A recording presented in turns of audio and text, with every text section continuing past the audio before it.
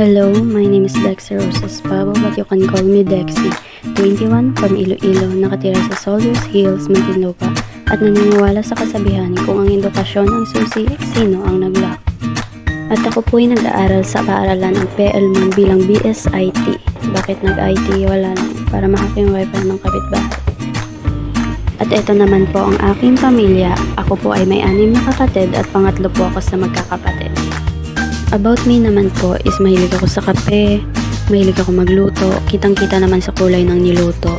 Gusto ko rin naglalaro ng Catan cards, manood ng mga movie anime, at sa drawing naman po wala akong talent doon kaya pass. Status, single but not available, achievement, wala ako. Ito naman po ang aking pamilya dito sa Muntinlupa. At ang kasunod naman po ay ang aking mga kaibigan. Yun lamang po. Salamat.